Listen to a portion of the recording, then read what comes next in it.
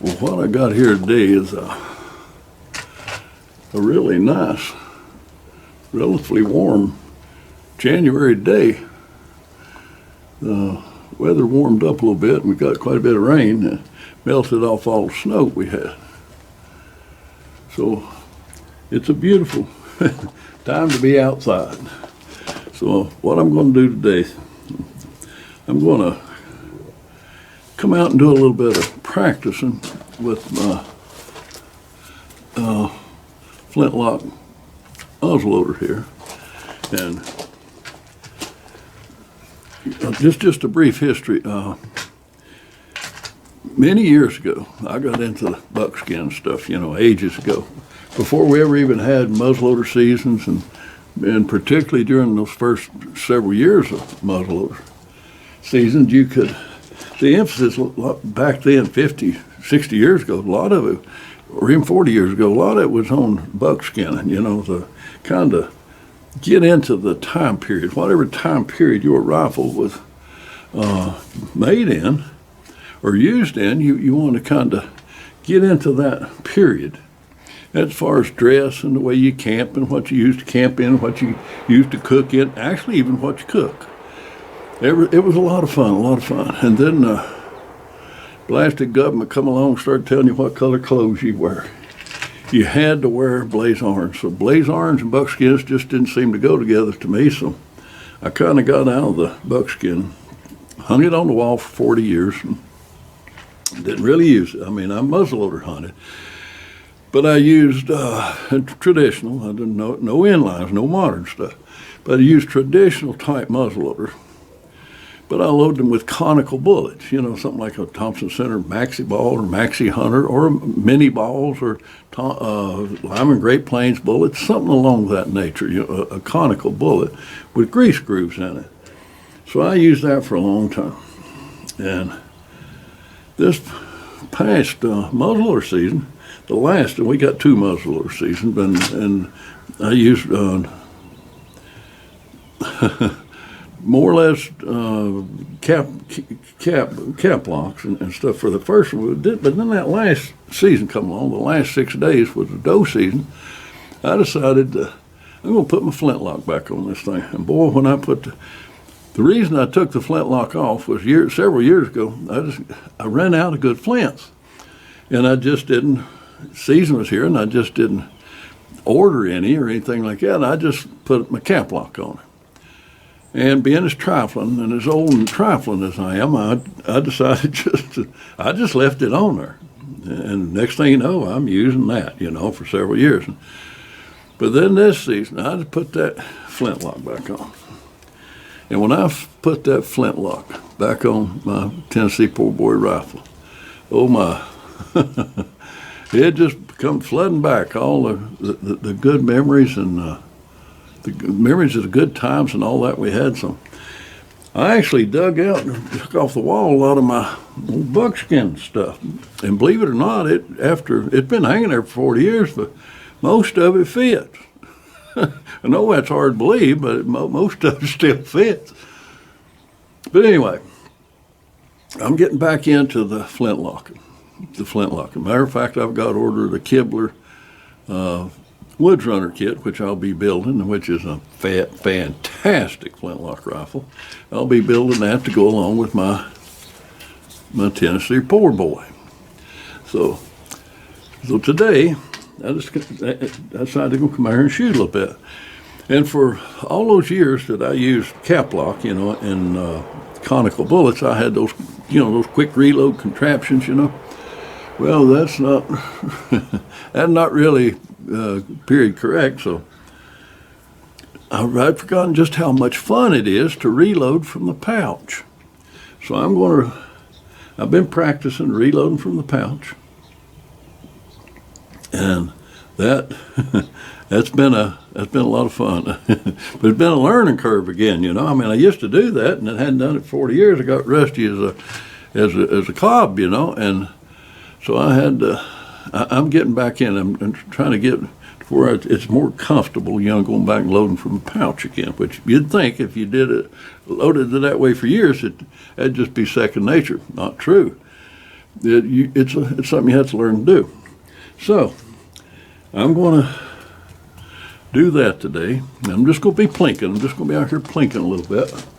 Just enjoying the day. Put me up to shoot at a few reactionary targets, like milk jugs, water, and some of my steel targets hanging over here. I'm going to plink away at some of those. I'm also going to use my Okanagan shooting sticks, which I haven't used in a few years.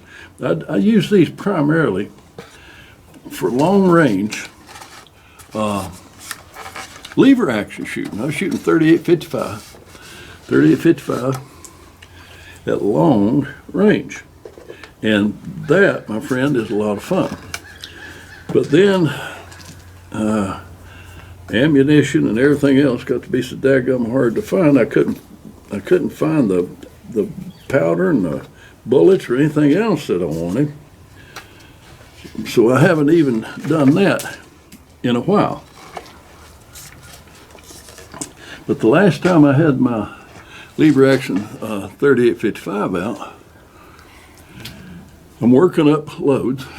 Loads for hunting, loads for plinking, and loads for long range shooting. Well, I've got my hunting load pretty much worked out, and I'll limit myself to 200 yards with that because you're using iron sights. I'm using Vernier sights on it. But for my long range, I start working that up in 50-yard increments, and I've worked my way out to 550 yards. And the last 3 shots that I fired with that rifle, I shot in a 7-inch group, a 3-shot 7-inch group at 550 yards. And that's fun. So I used my Okanagans for that. So I'm going to also use them a little bit here today for my muzzleloader. So I'm going to use my Buckskins that I hadn't used in a long time, a flintlock that I hadn't used in a long time, my Okanagan shooting sticks I hadn't used in a long time. So I'm going to be enjoying that. And I've gotten, I got a specific request from a viewer that wanted me to talk about, my viewpoints on scopes and scopes and calibers, particularly the 7.57 and 7mm 08. And he's interested in having a quick handling a stalking gun, a stalking or a steel hunting gun. So I'm going to give him my comments on that, and as well as several other people have commented on it. So while I'm here reloading and shooting and plinking and just enjoying the day, I'm also going to try to answer a few questions from some of the viewers. So we might as well get started here. And while plinking here, I'm using primarily what I consider a target load for this rifle, which is about 60 grains. And for hunting, for deer hunting, this gun shoots super good with a 120 grain load. But for out here just plinking around, there's no sense in burning up that much powder and everything else. So I'm using a 60 grain. I'll be using a 60 grain load primarily today. I will load up a couple of 120s, but primarily I'm going to be using 60 grain. And plus, I've always primed the pan on the muzzleloader with 4F priming powder from a little priming horn. Well, now I'm shooting from the pan. I'm priming the pan with the same 3F charge that's my main powder charge. So getting at ease or proficient or not so awkward, if you want to put it that way, the way of priming from the pan, I'll be practicing on that too. This is the 3rd day that I've been out actually shooting a little bit of this, enjoying the flintlock again and shooting a little bit, and it's not quite as accurate as it was, but awkward as it was, but still a little awkward. So let's get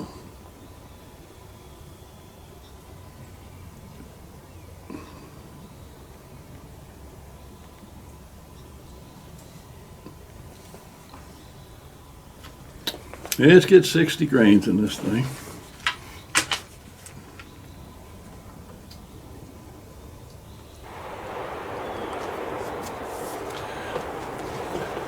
Another thing that I am a big, firm believer in is an over-the-powder patch. If you put an over-the-powder patch in here, there's all that fire, and when all hell breaks loose, when you pull that trigger, that over-the-powder patch takes most of the fire and the abuse, and it protects your main patch from all that stuff. So your patch comes out looking in pretty doggone good shape, actually. So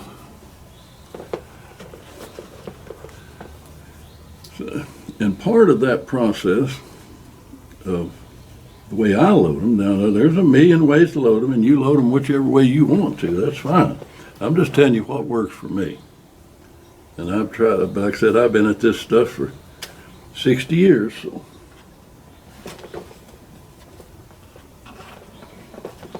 So I'm kind of familiar with most of it.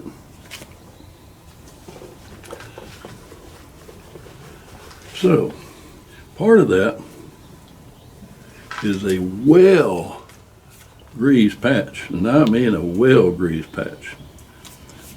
People, some people say, "Boy, you use more lube than anybody I ever seen." Well, I try most of the time anyway to experiment for myself. And people say, "Well, if you use too much, if you use a lot of lube, you want to use as little lube as possible. It cuts down on the fouling. That the too much lube increases your fouling and all that." And what I've found is by using an adequate amount of lube. I mean, why do you use lube in the first place? To get the cotton picking ball down the tube. So I found that it does, in fact, of course,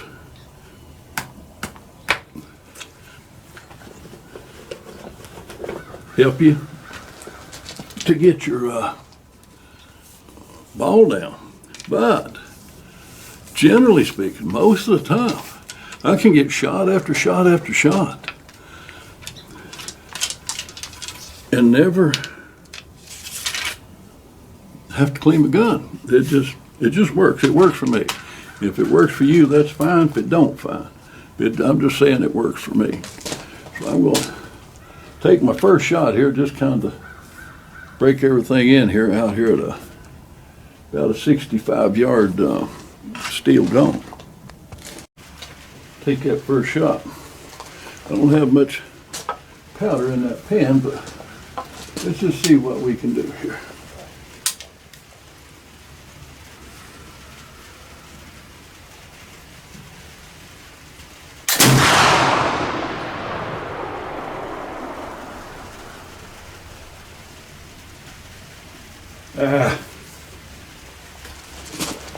Not good.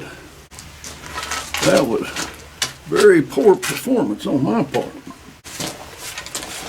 Anyway, that wasn't good. I gotta do better than that. But that's why it's called practice. Practice from offhand shooting and practice doing things that you hadn't done in a long time. And I will say this. Most people, most of the time, most hunters do not practice offhand or field condition type shooting. They just don't do it. They do most of their shooting is from a bench, which is perfectly fine to checking your loads and getting your zero and everything. But you need to shoot under field conditions, which includes offhand. And by the way, shooting a flintlock does take a bit of a learning curve. I mean, it's that delayed time in there. You have to literally learn to follow through. I mean, that's just all it is to it. If you don't follow through, you're not going to hit anything.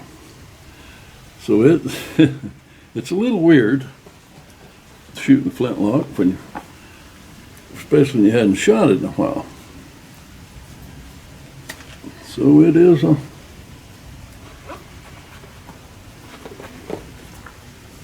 I said, a bit of a learning curve. And it definitely takes practice, which is one thing that I need plenty of.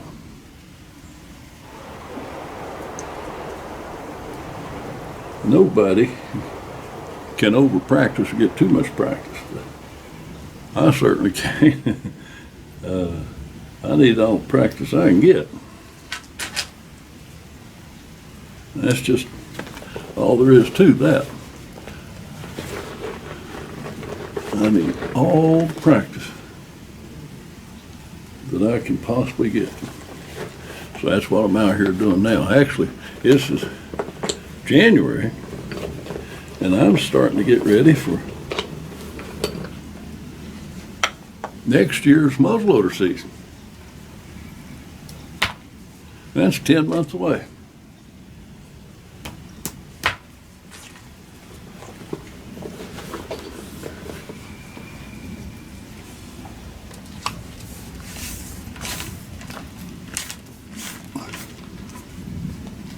Now see, that bullet went down. That bullet went down good. We'll see how many will actually go down easy.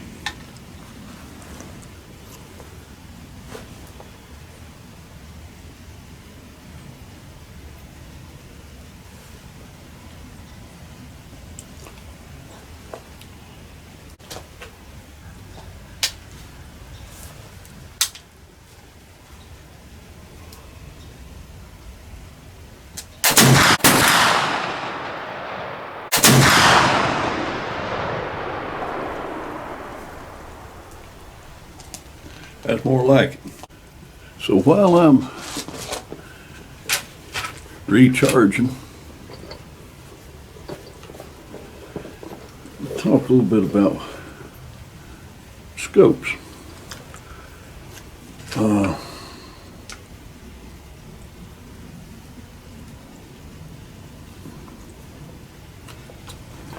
I'm 80 years old. I've seen a lot of changes, a lot of fads come and go, a lot of changes in this world. But back when I started hunting, precious few people ever had a scope. A few target shooters may have one, but most people did not use scope at all. They used iron sights, and the epitome was a good peep sight, good tank sight. So I grew up in that era, and I must admit, I like it. So scopes was something that just wasn't commonly seen.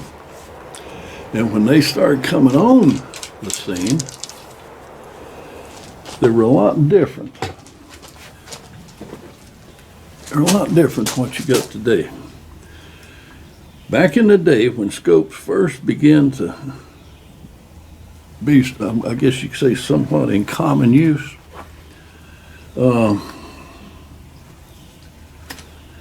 it was considered by all the experts, that a scope from 1 to at most 2.5 power. At the absolute most. A 1 to somewhere around a 2.5 power scope was considered to be the perfect wood scope. 100 yards or less shooting, a wood scope. The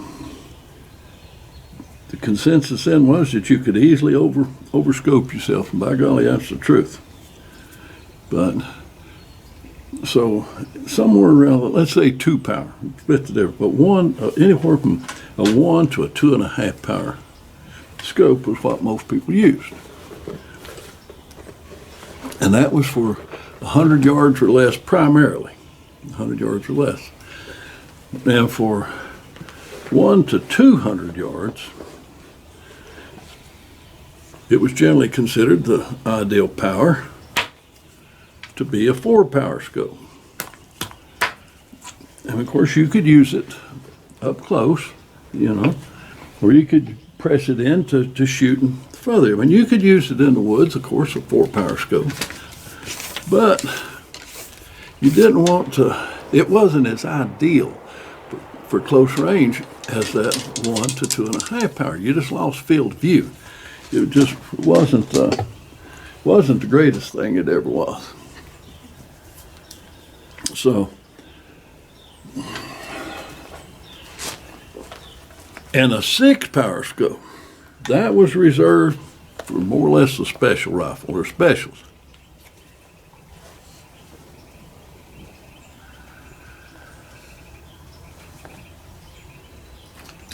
Six power was considered to be way, way, way too much scope for most circumstances. It was just too much.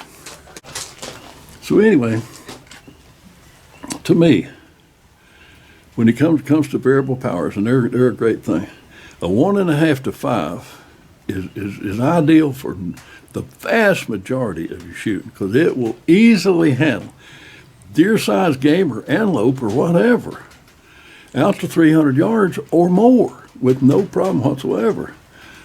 And on the 2 videos that I made this year of where I shot 2 bucks here at the farm, one's at 230 yards, the other at 290 yards.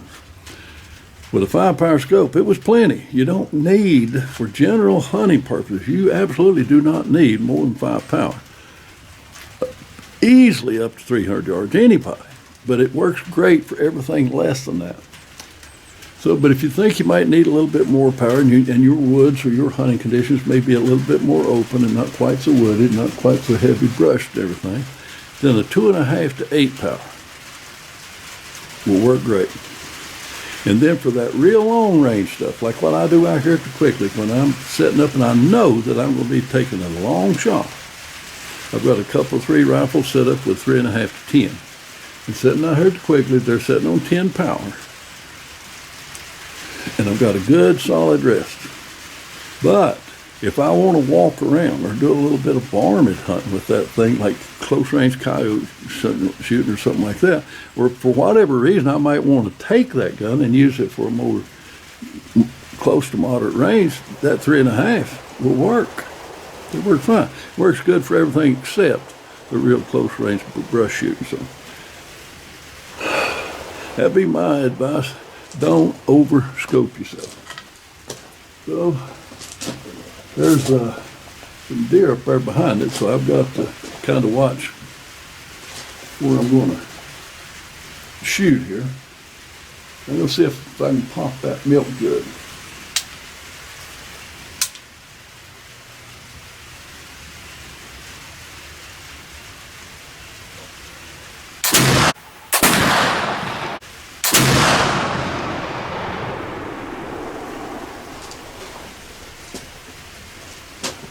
I believe it did.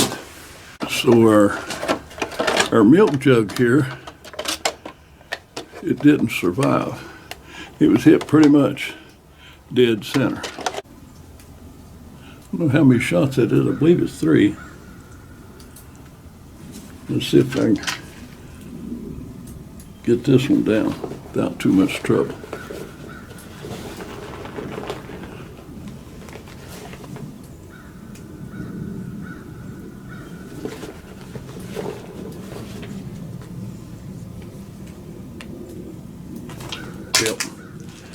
Well, told you I need to practice. I do.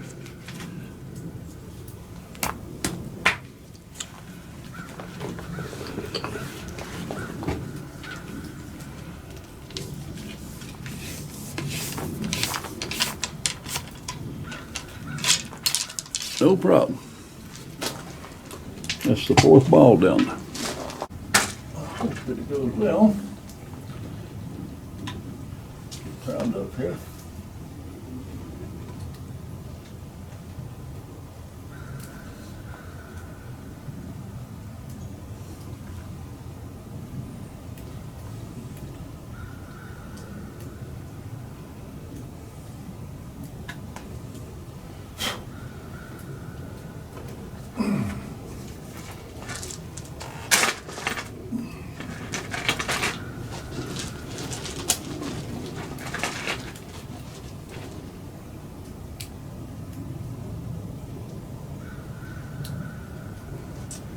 I believe that's gonna work.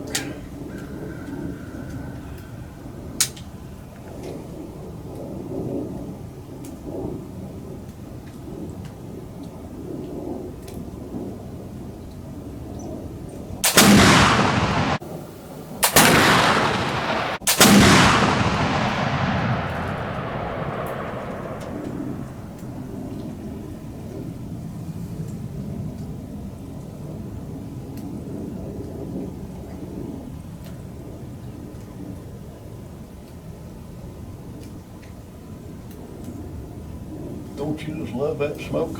The look and the smell of gun smoke, black powder. It's in your blood, you gotta love it.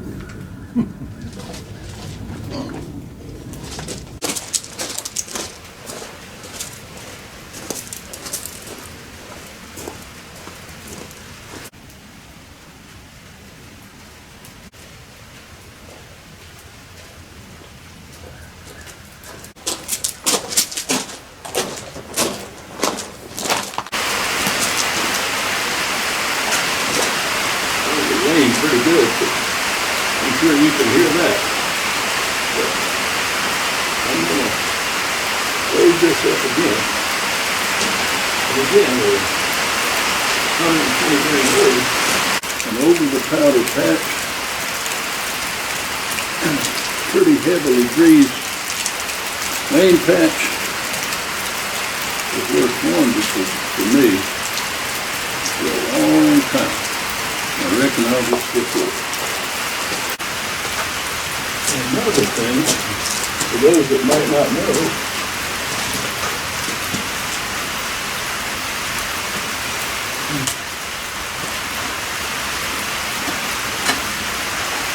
I'm 80 years old.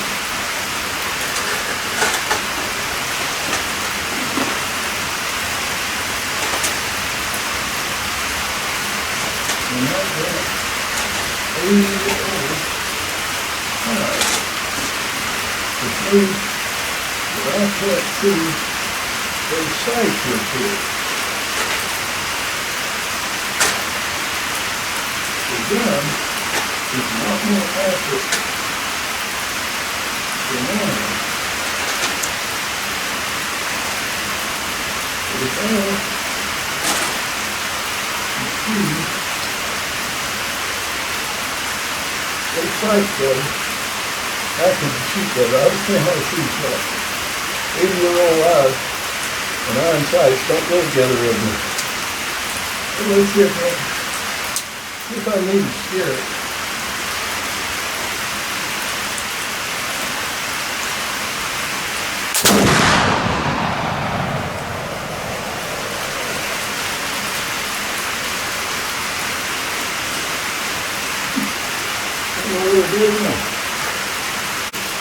I don't know whether it is or not. Should have had that other camera running, but I forgot to turn it on, which is not unusual for me. For me, to forget to turn the record button on the camera, that's kind of normal. Anyway, I did not turn on the camera, so I don't know whether it hit or not. I'll have to go up there and check it in a minute. I'll go check that out here in a minute. I went out there and got my jugs, and actually, pretty much a dead center hit. But just a touch high. If the bullet went in here, it exited here. but there was only a little bit of water in there, so I just barely caught the top of the water. But it did split the jug, blew the top off of it, split it along the top, and then it pretty much in the bottom. I mean, it worked on the jug in spite of the fact that it barely caught the top of the water. If it had been barely a couple inches lower than that, the old jug wouldn't survive as good as it did. Now, it's pouring down rain. And for the social media police, I'm well aware that they did not have Gore-Tex back in the days when all this stuff was common use. I realize that. I'm fully aware of that. But I'm just going to walk out there and put up one target and take down another when it pour down rain. You know, like I said, I'm 80 years old. And I like to have fun, which is what I'm doing now. I also got enough sense to try to stay a little bit dry if I can help it. So anyway, yeah, I got on a little bit of Gore-Tex and no apologies. I'm out here having fun. So all of the people out there that might want to point out the fact that Gore-Tex is not period correct, that's okay with me. I think I'm old enough to earn the right to put a little Gore-Tex on if I want to. So I'm going to load up and shoot me another heavy load at that disc, a hunting load at that disc.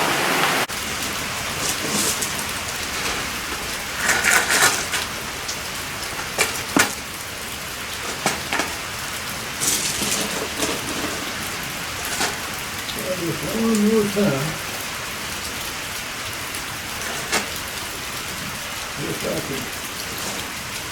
See if I can hit that 100-yard target crossing the road.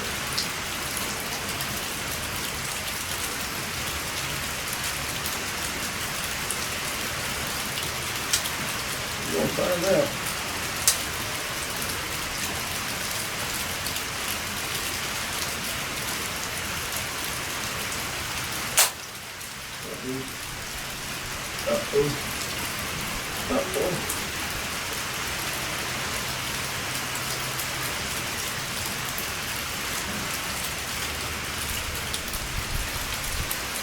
Lord. Right again.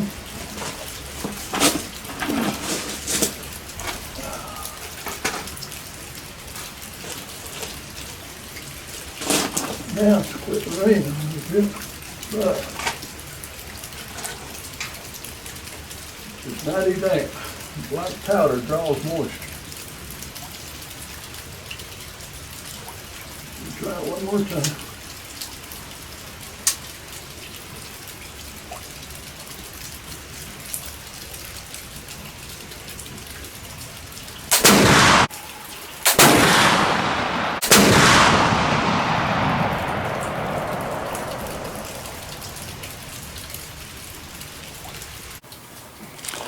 Well, I went back and looked at the SD card on this camera here, and it would appear that, at least in this little screen, that I actually hit just a little bit high. Which for me to, okay, let me find, I'm 80 years old, had cataract surgery, and I can see the target pretty doggone clear. But what I can't see is the sights clear. Neither the front nor the rear sight, I can't see them clear. So when I'm trying to shoot something with fuzzy sights, if I could see the sights clearly, the gun certainly would shoot a lot more accurate than what I do, and I could shoot a bit more accurate. But that's neither here nor there, it's just the way it is. But when those sights are blurred, you can see I'm not off windage-wise very much at all. So even though the front sight is blurred and the rear sight's blurred, that little notch is blurred, but you can sort of tell where the center of it is. And even though your front sight is blurred, you can still see to somewhat center it. But what's the problem is the top of the sight. The top of the front sight and the top of the rear sight. They're blurred. They're extremely blurred. So you don't know for a fact exactly where the top of either one of them is, the front sight or the rear sight. So to line those up perfectly and put those on target is almost impossible.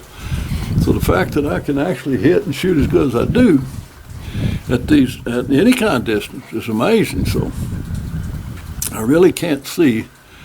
If I'm off vertically, it does not surprise me at all, because I'd have a tendency to string them vertically simply because you can't see the top of neither your front nor your rear sight.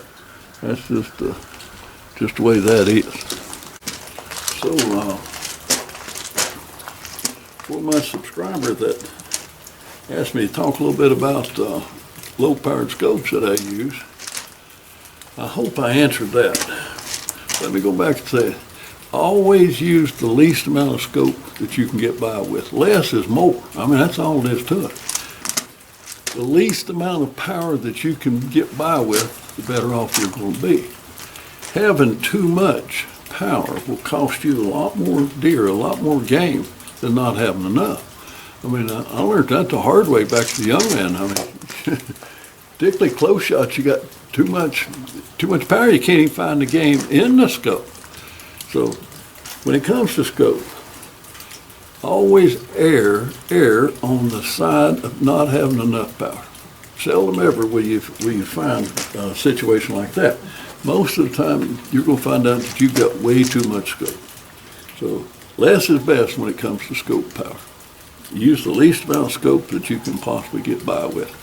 Now, let's go to the second question one. He was saying that he would like to come up with, we talked a little bit while I load this thing.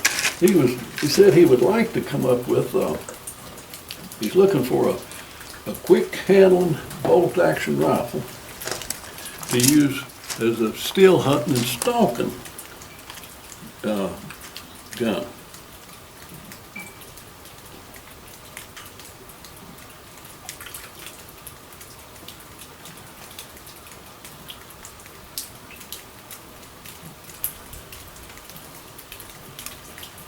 Well, he didn't say under what conditions he'd be using that, but I assume it'd be under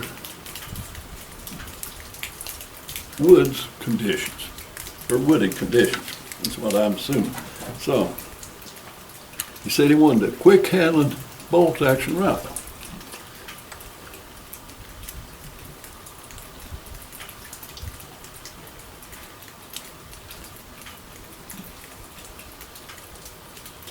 Well, most hunters today are caught up with bolt actions.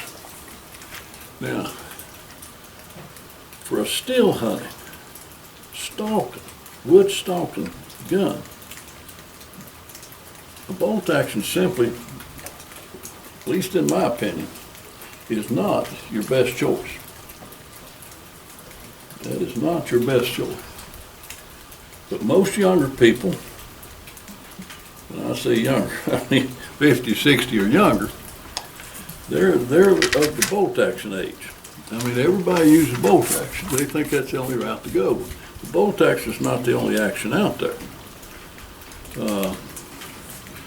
For a stalking, moving around stalking in territory that, let's say that's 200 yards or 250 or thereabout or less, you certainly don't need a bolt action. And if you want a good, quick handling gun, then you probably ought to look into lever actions. I mean, goodness gracious, lever actions are awesome. I love them. So, I mean, like I took one deer this year with my Winchester 94 30-30, and believe it or not, the old 30-30, it's a killer. I mean, if anything, I would have to say it was almost too much power for that deer. I mean, it's awesome. Now, I shot that deer at about 100 yards. I was using that gun within the limitations of what it should be used for. A relatively close range situation. But I'd be comfortable with those sights Now, quite a bit further than that, but I used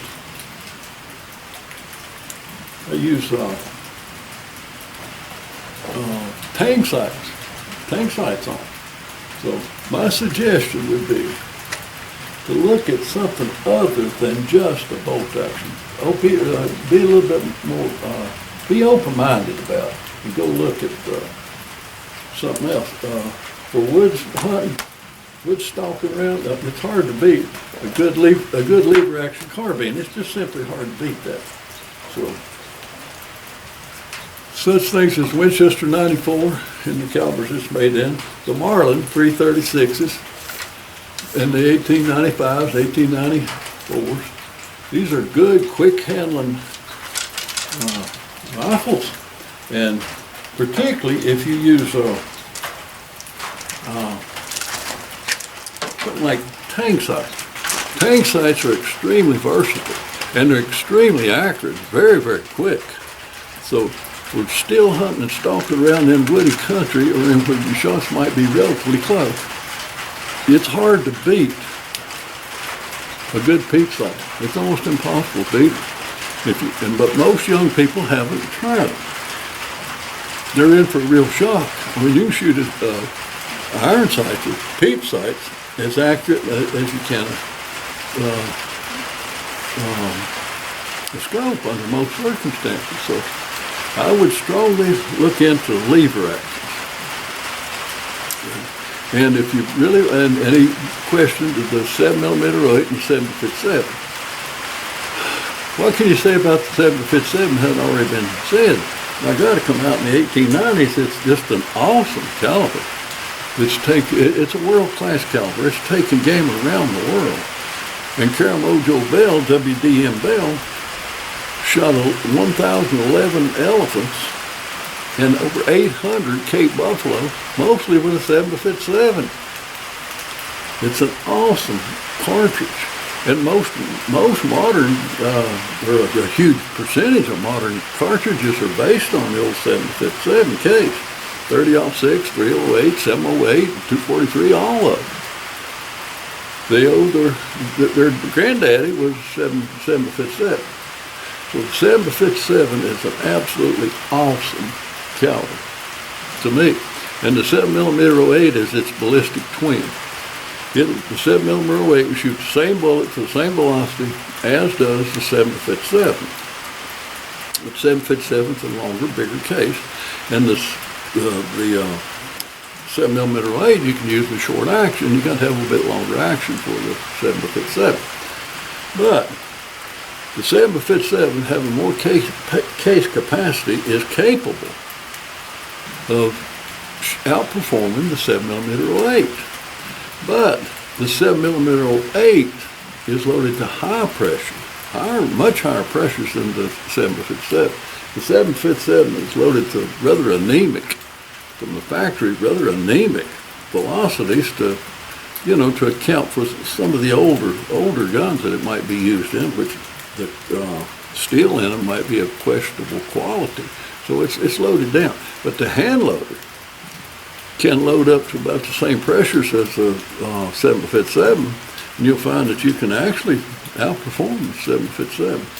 So, I mean, outperform the 7mm 8. So either one, the 7.57 or 7mm 8, are great choices. In your standard or regular lever actions, like the Winchester 94s, you can use stuff like the 35 Remington or the 30-30, both of which are awesome. 200, let's say 200-yard cartridges or less. I mean, you can use them beyond that, but let's just put a practical limit, say 200 yards. They are absolutely awesome cartridges. I've taken elk with both of them, the 30-30 and the 35 Remington. Lots and lots of deer. They're just a fabulous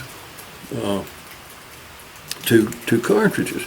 And then the Marlins, of course, they're made in both of those calibers, 30-30 and 35 Remington, as well as such as 38-55, 45-70, stuff like that.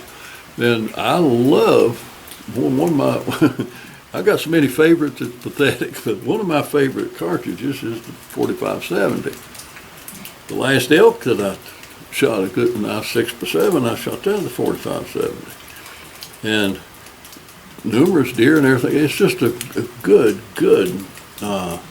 cartridge.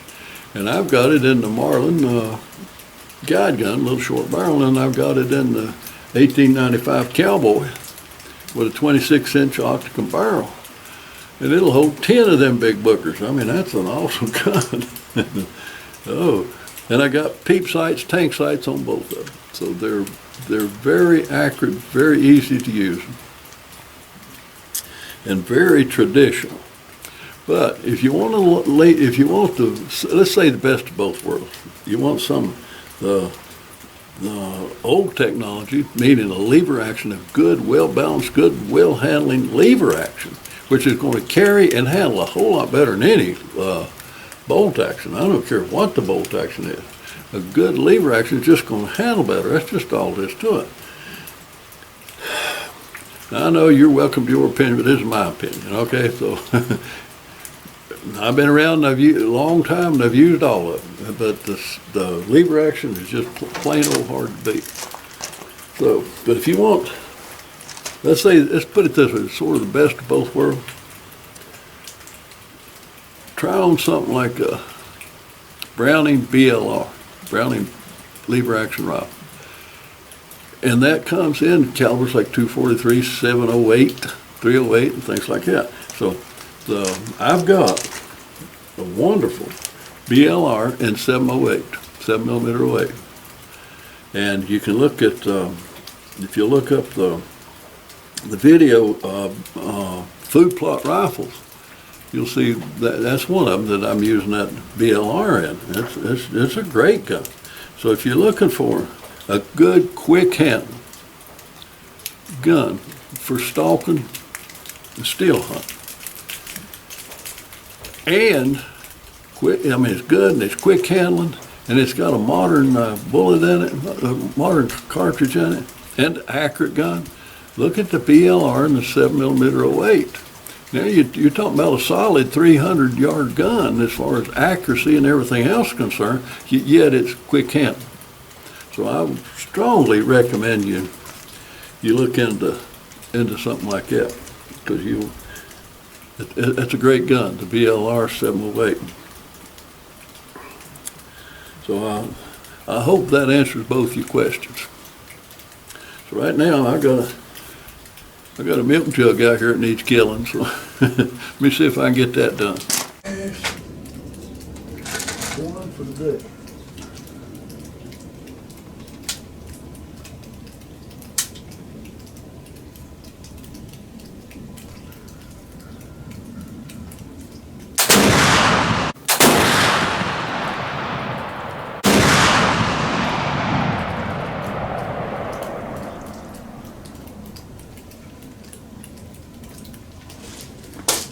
I believe I got him. One last little bit of advice to the ones that's asked for it. For asked my opinion, so I'll give it to them. Don't sell the old technology, the old stuff short. It's in so many ways it's superior to a lot of the modern stuff. We go back and talk about scope skin.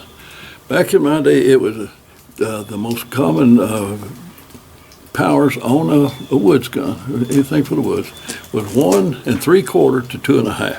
So let's just round it on and say a 2 power.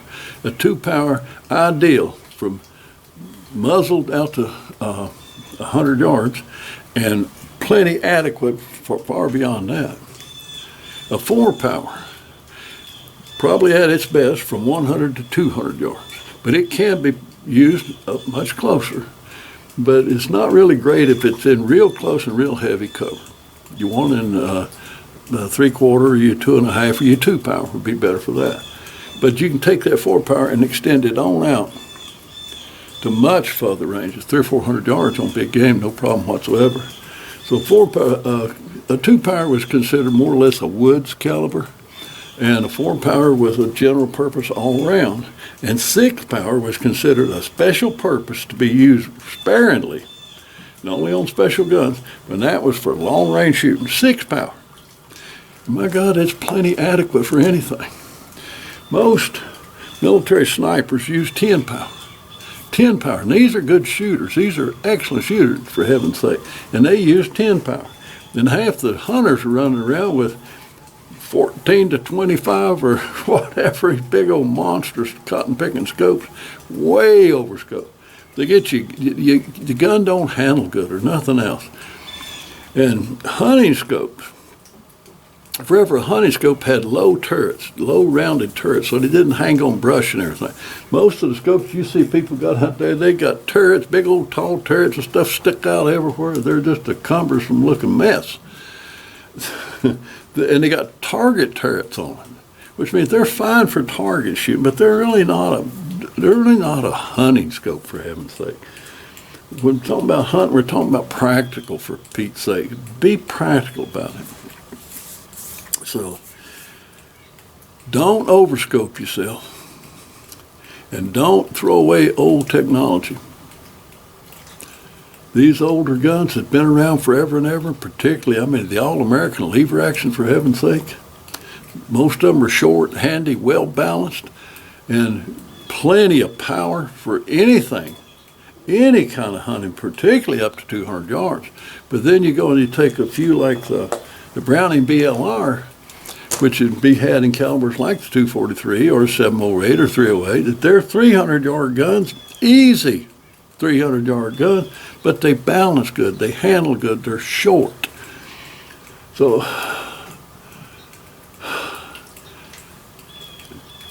decide what you need that gun to do, what you want that gun to do, and what kind of cover or what lack of cover, what kind of territory you're going to be using it in, and match your gun and your caliber to what you're going to be doing and your scope. Now, like I said, if you go back and look at my video on food plot rifles, you'll see the 708 BLR being used there. It's a great gun, great gun, great gun. But if you go back and look at the video, My Favorite Deer Rifle, I got so many favorites, it's pathetic. But if you nail me to the wall and I had to pick just one, it would, of course, be the Ruger #1 International with the little short 20-inch barrel in 7x57 with a 1.5 to 5 loophole scope hole. Look at that video, and I'll talk about it quite a bit. And so I'll talk about the scopes and the guns and some of the reasoning for it. So for stalking, moving around, handling, not getting out on the stand and setting it in the corner, and if something comes by, you pick it up, you got all this rest and everything, sort of like what I got here in the Quigley. You don't have all that. You're walking around, you're carrying it. So it's got to be light, quick handling, pleasant to carry. So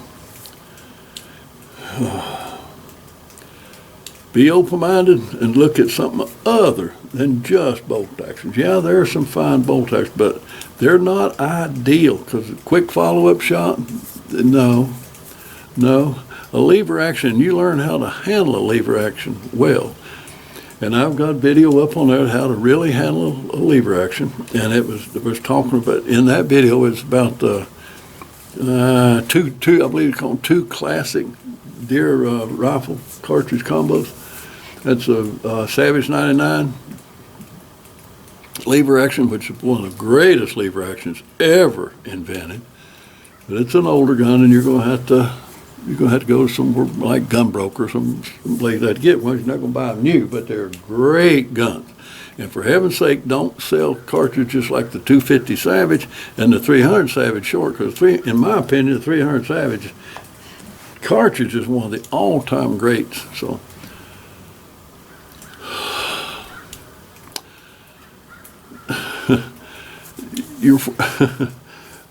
just because it's new don't mean it's better. To my way of thinking, a lot of the new stuff just cannot compare to the old stuff. So if it's going to be to a rifle, the gun that I'm going to use or get is going to meet a couple of things first. First of all, it's got to be pleasing to the eye. If it's ugly, like the vast majority of the guns made today are, I got nothing to do. I want nothing to do with it. I won't even pick it up. It's got to appeal to these eyes first. If it looks good, then I'll pick it up. Then the next thing is, how does it feel? How does it handle? How does it shoulder? How does it carry? So if it looks good, it carries good, feels good, and handles good, now I'm looking to see, is it in a caliber that would suit what I want that gun to do? So that's the criteria that I look for the gun. Then once I settle on the gun, then I know what I want that gun to do, then I know what scope I want. All the way around, 1.5 to 5. If you most of your shots tend to be a little bit longer, or you may want to do a little bit of varmint shooting with it, then a 2.5 to 8, something along those lines. And then for extreme long range and varmint shoot, 3.5 to 10. That's all you need. So I can't let the day end without taking an offhand shot. And that's another thing. Most hunters don't burn up enough powder during the year to be proficient with their gun at all. In particular, they never practice offhand. They'll go out, most people, now, I'm president of a big gun club over here and all that kind of stuff, and I'm around thousands of shooters, okay? Most of them come out just before the season opens. They fire a few rounds off the bench at most to see how old Betsy, whether she's still hitting in the same ballpark or not. And they go hunting, and that's it. So they do very little practice, very little shooting, and most of that shooting's off a bench, and then they go out and try to shoot offhand, and they wonder why they can't hit anything. Do lots of offhand shooting. Lots of offhand shooting. You can't beat it. Practice, practice, practice. And another piece of advice I'll give you, find something like a .22 that's built and handles and operates like the gun that you're going to be using. If you're using a bolt action, get you a bolt action .22. If you're using an automatic, I'm sorry, but if you're using an automatic, get you an automatic .22. If you're using a lever action, get you a good lever action .22. Like the Brownings, for instance. I mean, you can get 22s or Brownings or Marlins or whatever. You can get 22s that handle and feel almost identical to your big game gun. So they're great practice. You get lots and lots and lots of practice. So throughout the course of the year, I shoot a lot offhand. And the only other person that I know that does much of that's my brother, and he does a lot of offhand shooting. So don't neglect that. Do a little bit of offhand shooting too. So I'm going to wind up today taking at least one offhand shot, and if I hit my target, I'm going to call it a day. If I don't, I'll try it again.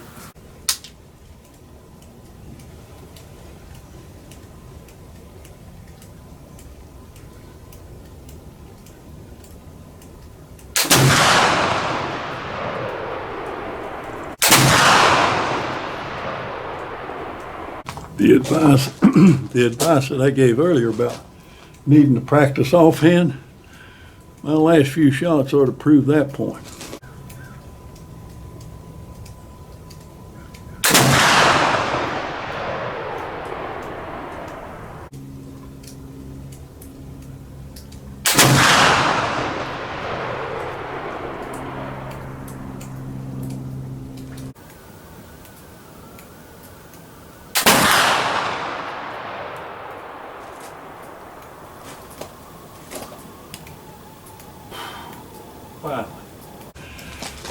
You know, if you go back and look at kind of the description of this channel, you'll see that I state in there that I show it like it really is. I show my own mistakes. I show my own crazy things that you do and you shouldn't have done. Anyway, I show it like I say. I show it like it really happened, warts and all. I don't take anything away and I don't add anything to it. I show it like it really happened. And this bad shooting, that was me. I mean, there's no two ways about it. I missed several shots there that I absolutely should have made. But I will say this. When I got my poor boy out here back in December, and I was going to do a couple of offhand shots down here. That thing's heavy. It's a 10-pound rifle, and it's muzzle heavy, real muzzle heavy. Yeah, when I go down here and I'm going to take a couple of shots, I was amazed at myself. So when I pulled that up, and then just in a few seconds, I started trembling. These old 80-year-old muscles started trembling. They weren't. I later on got soft, you know. Not doing enough, not working real hard like I used to, and everything else. I just got soft and just trembling a little bit. So I dig out some of my weights. You know, I got them laying around there in the house to go by, and I pick these weights up, you know, and I hold them, and I hold them, and I hold them, and I'm trying to tone these old 80-year-old muscles up again to where they can hold that weight without starting to tremble. You know, if you hold anything up long enough, you're going to start trembling, but I couldn't hold it up long enough, you know, to really settle in and I start trembling. But so I've been fooling around with those weights a little bit, and of course got a lot better.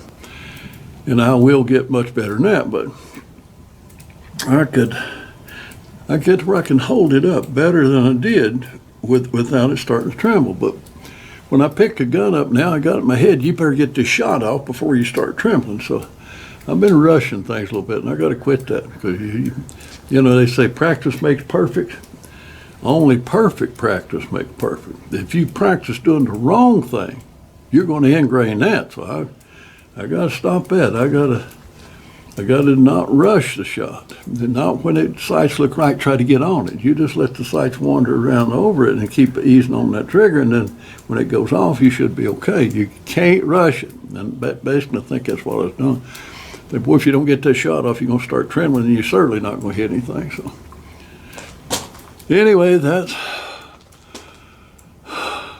you know, being 80's got its disadvantages. I have plumb come to realize that. And one of them is, I can't hold a 10-pound rifle up as long as I could before without starting to tremble. So I got to work on that. So I'm going to go over here. I'm going to do one more shot down here. I'm going to pick me a little mud puddle down here in the bottom of the holler and take a shot at it, because that always looks pretty good when a bullet hits that mud and that water.